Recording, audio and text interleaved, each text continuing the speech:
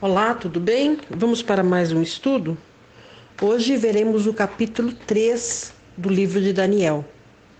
O estudo passado terminou com o rei Nabucodonosor dando glórias ao Deus de Daniel, reconhecendo como Deus acima de todos os deuses, acima de tudo. No estudo de hoje, nós veremos que o coração desse rei se encheu de orgulho ao ver o seu reino rico e poderoso. Você já ouviu falar nas 7 maravilhas do mundo antigo?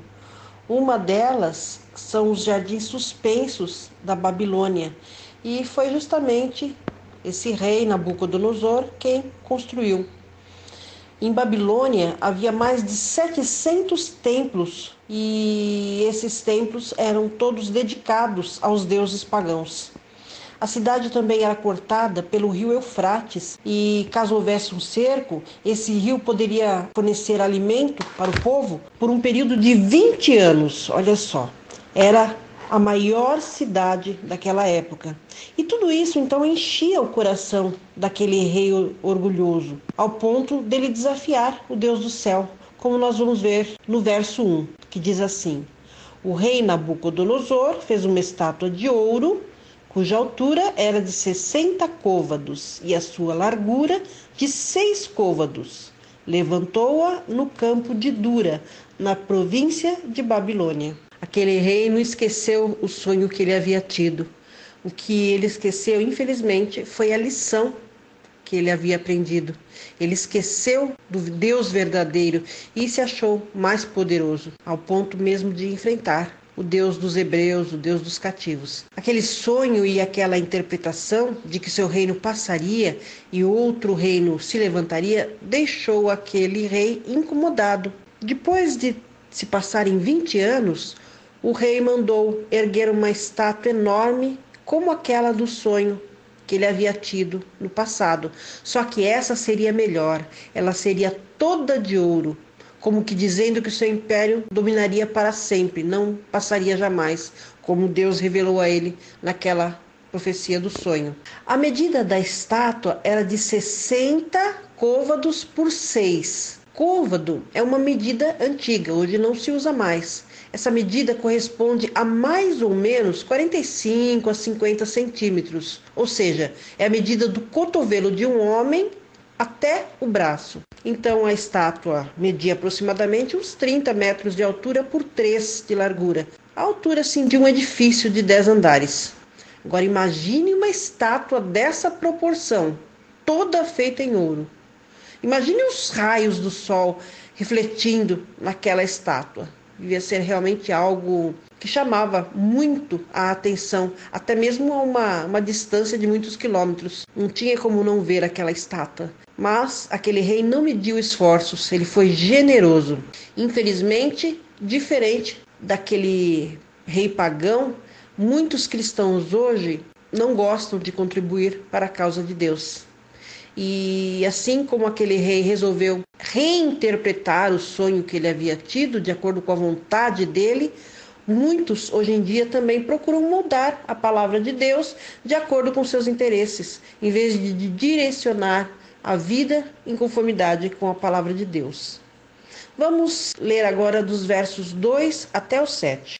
Então o rei Nabucodonosor mandou ajuntar os sátrapas, os prefeitos, os governadores, os conselheiros, os tesoureiros, os juízes, os magistrados e todos os oficiais das províncias para que viessem à dedicação da estátua que ele fizera levantar.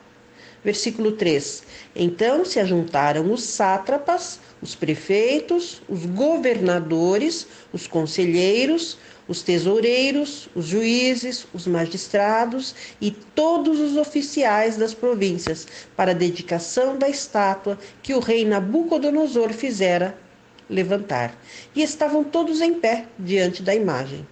Verso 4. E o pregoeiro clamou em alta voz: Ordena-se a vós, ó povos, nações e gentes de todas as línguas. Verso 5. Logo que ouvirdes o som da trombeta, da flauta, da harpa, da cítara, do saltério, da gaita, de foles e de toda sorte de música, prostrar-vos-eis e adorareis a imagem de ouro que o rei Nabucodonosor tem levantado.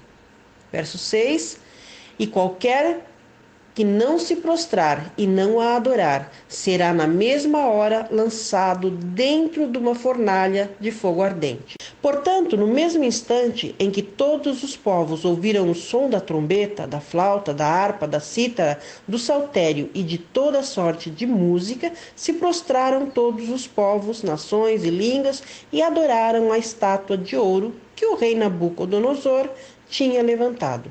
Veja só, o rei mandou então chamar os governantes, os conselheiros, os tesoureiros, os juízes, os magistrados, enfim, os oficiais, as pessoas ilustres do seu reino, para que testemunhassem a dedicação que ele faria daquela estátua.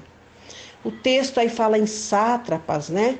Sátrapas eram dirigentes de uma área delimitada que era chamada de satrapia. E olha só que ideia genial de obrigar a todos se curvarem perante a estátua. Assim ele ia, ao mesmo tempo, criar uma religião unificada e universal no seu império.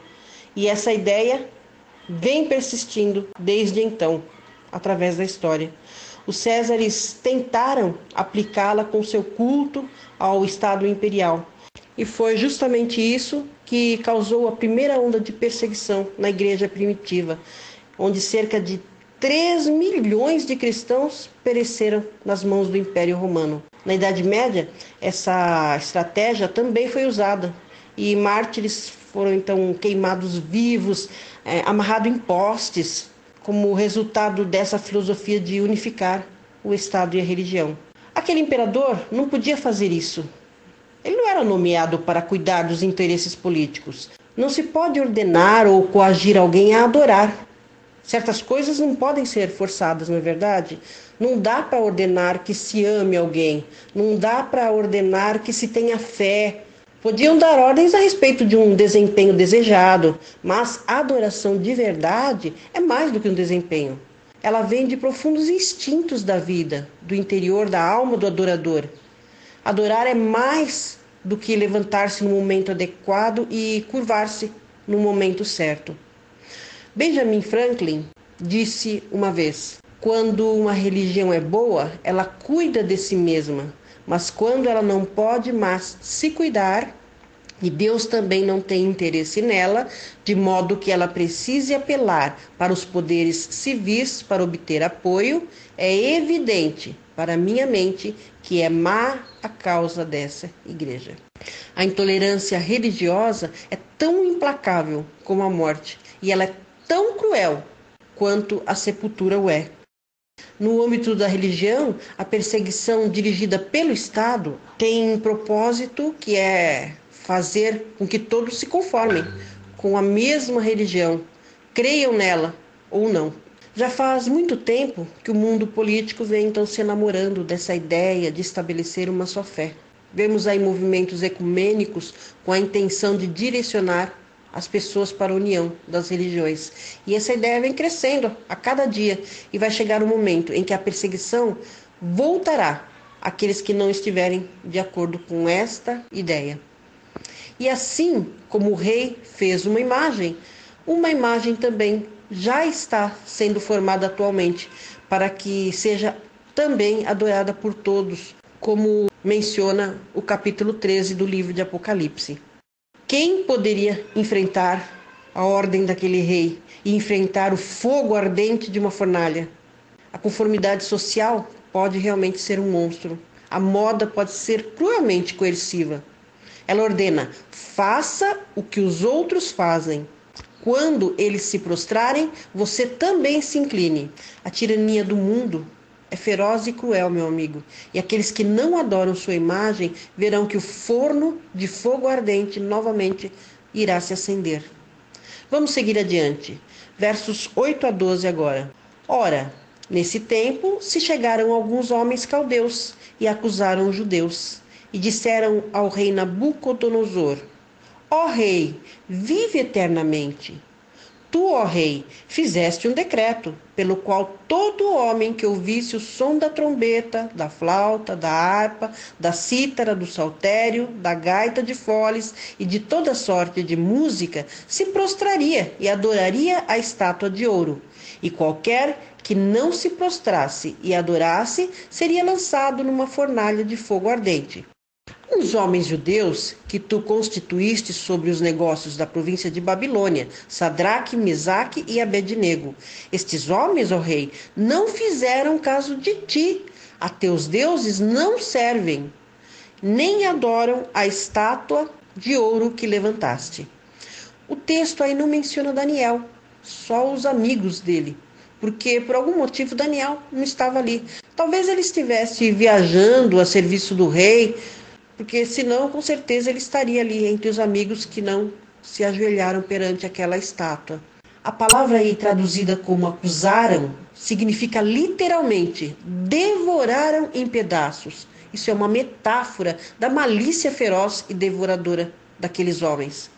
Mas para que eles observassem aqueles três que não se prostraram, é porque esses acusadores, mesmo estando curvados, conseguiram reparar nisso. Não estavam concentrados no culto, na adoração daquela imagem dourada. E é interessante que a vida daqueles caldeus havia sido poupada graças à oração daqueles homens há alguns anos atrás. E agora eles estavam apunhalando aqueles três jovens pelas costas. Na verdade, eles tinham inveja e ciúmes daqueles hebreus. Por isso é que eles foram ingratos. E como será que o rei reagiu? É o que nós veremos a seguir, dos versos 13 a 15. Então Nabucodonosor, na sua ira e fúria, mandou chamar Sadraque, Mesaque e Abednego. Logo estes homens foram trazidos perante o rei. Falou Nabucodonosor e lhes disse: é verdade, ó Sadraque, Mesaque e Abednego, que vós não servis a meus deuses, nem adorais a estátua de ouro que levantei? Agora, pois, se estáis prontos, quando ouvirdes o som da trombeta, da flauta, da harpa, da cítara, do saltério, da gaita de foles e de toda sorte de música, para vos prostrardes e adorardes a estátua que fiz, bom é. Mas, se não a adorardes, sereis lançado na mesma hora, dentro de uma fornalha de fogo ardente.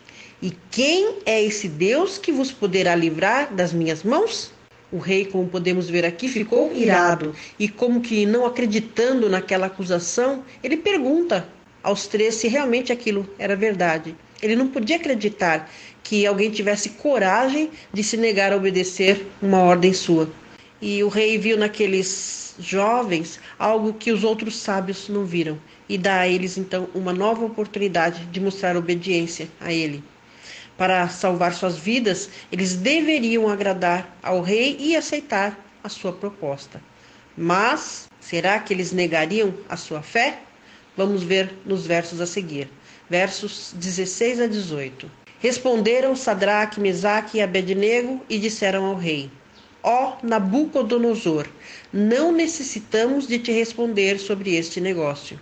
Eis que o nosso Deus, a quem nós servimos, pode nos livrar da fornalha de fogo ardente. E ele nos livrará da tua mão, ó rei. Mas se não, fica sabendo, ó rei, que não serviremos a teus deuses, nem adoraremos a estátua de ouro que levantaste. Em outras palavras, aqueles três jovens disseram que não tinham nem o que responder. Eles nem sequer cogitavam a hipótese de desobedecer a Deus. Eles não estavam preocupados. Eles estavam ali calmos e certos da sua atitude. E disseram que se Deus quisesse, ele os livraria do fogo. Mas, se ele não livrasse eles, ainda assim eles o honrariam. Ninguém havia falado com o rei daquela maneira. Nem mesmo Adão, que havia sido criado sem pecado, teve coragem de dizer não à tentação. Mas aqueles homens tiveram, aqueles jovens. Não havia condição para a obediência deles a Deus. Hoje existem muitas imagens erguidas pelo mundo. Moda, costumes, bens, trabalho. O mundo ordena que nos curvemos diante delas. Há uma medida de sacrifício a todos aqueles que querem servir a Deus. Será que nós estamos dispostos a perder nosso emprego, nossa posição, nosso cargo, nossos bens, a aceitação da sociedade, os amigos, até mesmo a própria vida para obedecer a Deus? A verdadeira fé pode custar tudo aquilo a que damos valor. Então, o rei cirou, como nós vamos ver a seguir, versos 19 a 23. Então, Nabucodonosor se encheu de raiva e se mudou o aspecto do semblante contra Sadraque, Mesaque e Abednego, e deu ordem para que a fornalha se aquecesse 7 vezes mais do que se costumava aquecer. E ordenou a uns homens valentes do exército que atassem a Sadraque, Mesaque e Abednego e os lançassem na fornalha de fogo ardente. Então estes homens foram atados, vestidos de seus mantos, suas túnicas, seus turbantes e demais roupas, e foram lançados na fornalha de fogo ardente. Ora, tão urgente era a ordem do rei e a fornalha estava tão quente que a chama do fogo matou os homens que carregaram a Sadraque, Mesaque e Abednego. E estes 3, Sadraque, Mesaque e Abednego, caíram atados dentro da fornalha de fogo ardente. Veja, aquela fornalha deveria estar mais quente do que nunca, para que ali aqueles jovens então fossem jogados. E ela estava tão quente que até os soldados que fizeram o serviço acabaram morrendo por se aproximarem ali da fornalha. Veja que eles foram amarrados e as roupas deles não foram tiradas. Aos olhos dos caldeus e do rei, aqueles jovens eram loucos. Mas, como lemos em 1 Coríntios 4:10, nós somos loucos por causa de Cristo, e vós sábios em Cristo. Nós fracos, e vós fortes. Vós nobre, e nós desprezíveis. E assim também, muitas vezes, nós somos vistos pelo mundo como pessoas tolas, que obedecem regras, que são escravos de uma religião, enquanto eles são livres para fazerem o que quiserem. Você já ouviu falar isso? Mas Deus não considerou a atitude daqueles jovens como tola. Veja só o que aconteceu nos versos 24 e 25. Então o rei Nabucodonosor se espantou e se levantou depressa. Falou e disse aos seus conselheiros: não lançamos nós dentro do fogo 3 homens atados? Responderam ao rei: é verdade, ó rei. Disse ele: eu, porém, vejo 4 homens soltos que andam passeando dentro do fogo e nenhum dano sofrem, e o aspecto do quarto é semelhante a um filho dos deuses. Olha só, Deus recompensou aqueles jovens. O próprio Jesus esteve com eles na fornalha. Para Deus, o fogo não é nada. As chamas não têm poder sobre ele. O texto aí diz que eles andavam, estavam calmos, eles não corriam, eles não tinham medo. Eles podiam andar, respirar, conversar tão facilmente como se eles estivessem ao ar livre. A eles e também a nós é feita a promessa, que está lá em Isaías, capítulo 40, 31, que diz: mas os que esperam no Senhor renovam as suas forças, sobem com asas como águias, correm e não se cansam, caminham e não se fatigam. E também em Isaías capítulo 43, versículo 2, que diz assim: quando passares pelas águas, eu serei contigo. Quando pelos rios, eles não te submergirão. Quando passares pelo fogo, não te queimarás, nem a chama arderá em ti.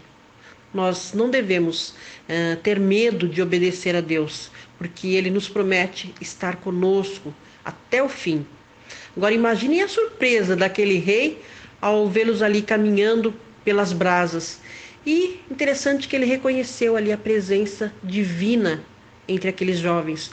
Como é que ele conhecia a aparência do Filho de Deus? Porque com certeza aqueles jovens haviam representado a verdade diante do rei, haviam falado de Cristo. Por isso o rei reconheceu. Vamos ler agora dos versos 26 até o 30, que diz assim: então, chegando-se Nabucodonosor à porta da fornalha de fogo ardente, falou dizendo: Sadraque, Mesaque e Abednego, servos do Deus Altíssimo, saí e vinde. Logo Sadraque, Mesaque e Abednego saíram do meio do fogo. E os sátrapas, os prefeitos, os governadores e os conselheiros do rei estavam reunidos. Viram que o fogo não tinha tido poder algum sobre os corpos destes homens, nem foram chamuscados os cabelos da sua cabeça, nem sofreram mudança os seus mantos, nem sobre eles tinha passado o cheiro de fogo. Falou Nabucodonosor e disse: Bendito seja o Deus de Sadraque, Mesaque e Abednego, o qual enviou o seu anjo e livrou os seus servos que confiaram nele e frustraram a ordem do rei, escolhendo antes entregar os seus corpos do que servir ou adorar a Deus algum, senão o seu Deus. Por mim, pois, é feito um decreto, que todo povo, nação e língua que proferir blasfêmia contra o Deus de Sadraque, Mesaque e Abednego seja despedaçado e as suas casas sejam feitas um monturo, porquanto não há outro Deus que possa livrar desta maneira. Então o rei fez prosperar a Sadraque, Mesaque e Abednego na província de Babilônia. Aquele rei orgulhoso se desvanece agora em sua insignificância diante do Deus Todo-Poderoso. O rei então desce do seu trono. A sua autoridade, a sua importância foram ali esquecidas. E ao saírem ali da fornalha, por ordem do rei, eles nem sequer tinham cheiro de fumaça, como diz o texto. As roupas deles, os corpos estavam intactos. Somente as cordas que haviam sido usadas para amarrá-los é que haviam se queimado. Nosso Salvador os havia protegido. Aqueles que tinham se curvado perante aquela imagem, agora então testemunharam o milagre feito pelo Deus do céu. E o próprio rei deu testemunho disso.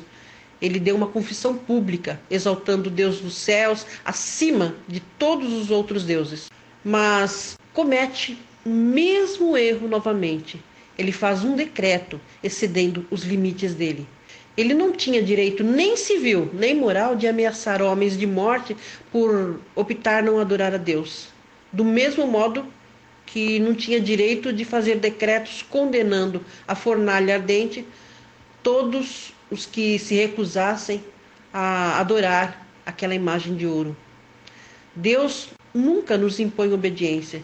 Ele deixa todos livres para escolher a quem querem servir. Aqueles jovens foram recompensados pelo rei por sua obediência.